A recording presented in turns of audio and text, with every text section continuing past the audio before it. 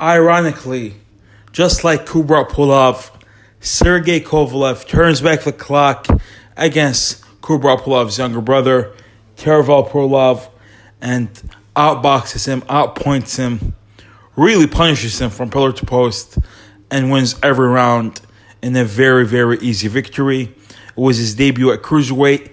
It seems like his power has carried. He busted up Pulev's face pretty badly.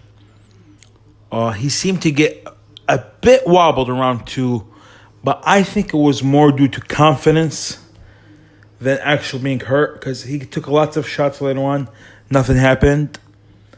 I think him coming off a devastating knockout defeat to Canelo Alvarez. This is his first fight back. It's been 2.5 years. He's going to have some type of demons in his mind. But he took a shot from a big guy, from a guy who I think won bronze medal at heavyweight in the Olympics. And he managed to take it perfectly. I don't think it was more that he turned back the clock. It was more that Buddy McGirt gave him a great game plan. Buddy McGirt, he trained him to regain his title after he was knocked out by Aldir Alvarez. He was the one that trained him when he knocked out Anthony Yarde and survived that hellish round 8, knocked him out with a jab. He trained him to give Canelo Alvarez a very tricky fight before getting stopped. And here, throughout the fight, the main thing, if I could name this fight, if you guys want me to name this fight, I'd name it the jab. He would start most of his combinations, he would start it with the jab and end it with the jab. Usually, and Pulev couldn't do anything about it. Kovalev was putting his head to the right, far away from Pulev's shots, leaning back on his right foot.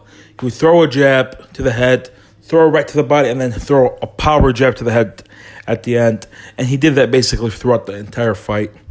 Was throwing almost 30 jabs per round, just jabbing Pulev's head off. And he cruised to an easy decision. Pulev's face was busted. He had a cut under his right eye, and his left eye was swelling badly. It was a very one-sided fight. Ironically, just like his brother's fight, but it was the other way. I think Sergey Kovalev looked good against this level of opponent, but he would get stopped by every cruiserweight champion, and he does not have a future at light heavyweight. He doesn't beat Beterbiev or Bivol. I think he should look for these type of fights, these circus-like fights on Triller. Whatever he can get, maybe they could think that he'd be a perfect opponent for Jake Paul. He'd probably stop Jake Paul. And yeah, he should take those type of fights. Make his money. Maybe he'll fight against Chavez Jr. Maybe he'll fight against Anderson Silva. Take those type of fights. Don't fight the cruiserweight champions, because I think he'd get knocked out pretty brutally. Even against a guy like Makabu, the worst out of them. Actually, I don't think Makabu's the worst, because I haven't seen the WBA champion. I'm never sure what his name is. I think his name is Poppin. I haven't seen him. So maybe Makabu isn't... maybe he can beat Poppin, but I'm pretty sure Makabu, Braylis, and Okoli all knock him out cold. That's my thoughts about Sergey Kovalev. I'd love to hear your thoughts in the comment section below. Like and subscribe if you enjoyed the video. And Sadiq Boxing out.